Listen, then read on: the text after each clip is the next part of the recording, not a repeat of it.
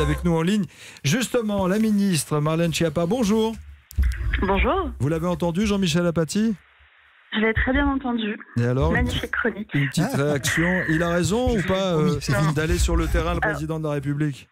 Alors, sur la partie du président de la République, je suis évidemment pas en phase parce que moi, je crois qu'on ne peut pas à la fois demander que le président sorte et parle aux Français et puis déplorer quand il le fait. Et je pense qu'il faut quand même saluer les performances incroyables d'endurance. On a vu qu'on avait un président très solide sur le fond des dossiers qui pouvait répondre justement à toutes les demandes des maires. Donc là, je suis évidemment pas en phase.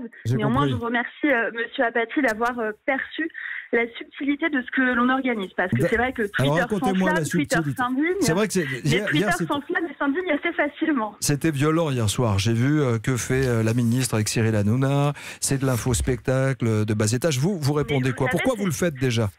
Alors d'abord, ça c'est un espèce de réflexe de Pavlov qui fait que dès qu'on fait quelque chose qui sort des codes, tout le monde s'indigne. Dès qu'on fait autre chose que d'aller sur un format classique, les gens s'indignent. Mais j'ai fini par avoir l'habitude. Quand j'ai délocalisé mon cabinet à Trappes, ou quand j'ai joué les monologues du vagin avec Myriam El Khomri et Roselyne Bachelot, ou quand j'ai invité Raphaël Enthoven aux universités de PT du féminisme, Twitter s'est enflammé, s'est indigné, pour finalement considérer que ça pouvait être aussi une manière nouvelle de faire de la politique. Donc là, moi, l'idée, c'est de dire que Cyril Hanouna, ça fait des semaines qu'il invite des gilets jaunes. Le grand débat national s'ouvre enfin. Donc je ne vais pas animer la partie émission. Le show, ça reste. Vous n'allez pas faire l'animatrice avec des appels au vote ou des choses comme ça? Alors non, ça c'est le travail de Cyril Hanouna. Moi je viens avec mes paperboards, mes petits feutres Velleda et on va faire un atelier constructif, un véritable atelier enregistré sur le site du Grand Débat National. Pourquoi? D'abord parce que ça nous permet de parler de ce grand débat à 700 000 personnes qui regardent l'émission de Cyril Hanouna. Donc vous considérez qu'il y a un déficit d'information du côté du gouvernement? C'est difficile d'expliquer, d'être proche des gens? C'est pour ça que vous allez aussi dans un autre registre? Oui, c'est un format nouveau, le Grand Débat National. Donc il y a encore des gens qui sont de bonne volonté, qui ont envie d'y participer, mais qui ne savent pas exactement comment faire.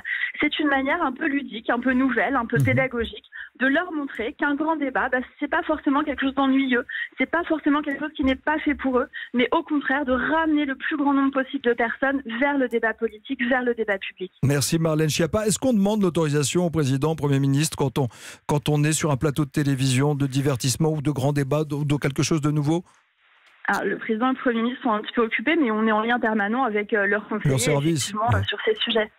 Merci d'avoir été avec nous et bonne émission. Ce sera vendredi, donc j'imagine. À quelle heure sur 8 22h30, je crois. En direct. Merci beaucoup avec Cyril Hanouna.